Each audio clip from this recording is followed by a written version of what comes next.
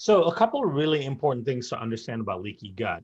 Number one, like you said, it doesn't occur in isolation, but it also doesn't occur overnight. It's a process, right? And the gut is a dynamic system, meaning it can be leaky at times, but not leaky at other times.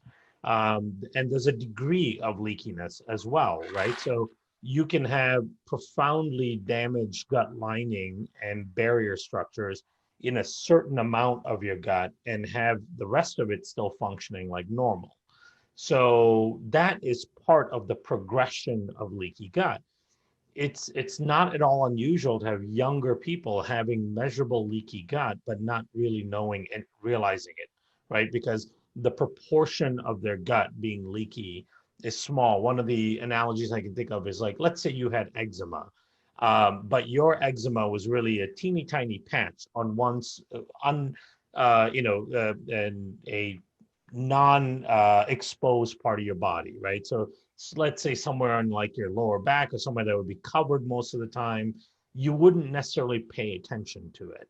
But it's there. It's signaling that there's a problem and that that problem will likely get worse, right? And now you might end up with one or two patches of eczema somewhere in your body, still unnoticeable, so you may not pay that much attention to it. Then eventually, when it becomes apparent, when it's on somewhere like your hands or your neck or your face, or somewhere that people will notice and you see every single day, then all of a sudden it becomes something that you pay attention to. But it's been progressing over time, right? So same thing with leaky gut. You can have portions of your gut that are leaky that are profound, meaning that it does have an impact on your overall outcomes, but you may not realize it just yet. It's asymptomatic, or what we call subclinical. Subclinical meaning that it's not a realized effect, but it's causing problems underlying in your system, and it's setting you up for further leaky gut and higher risk for chronic illness. So that's a really important kind of concept to wrap your head around.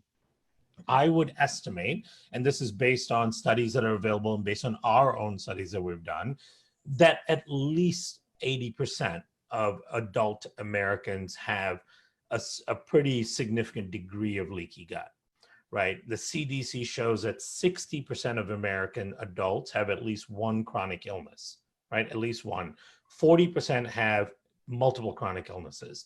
So of that 60%, all of them have leaky gut, because all of those common chronic Wow. illnesses that we talk about, like heart disease, diabetes, autoimmune conditions, and so on, those are the most common chronic illnesses. All of those are being driven by leaky gut, right? And then you've got a good proportion of people without any noticeable chronic illnesses that also have leaky gut. So I would say easily 80% of people listening, if you're an adult and you live in North America, you likely have some degree of leaky gut. And that only gets worse over time and sets you up for more and more damage. That also becomes really prevalent and an issue in a time like this, when we're talking about, immune function, and we've got this pathogen floating around and people are nervous about it. Leaky gut plays a really important role in that as well.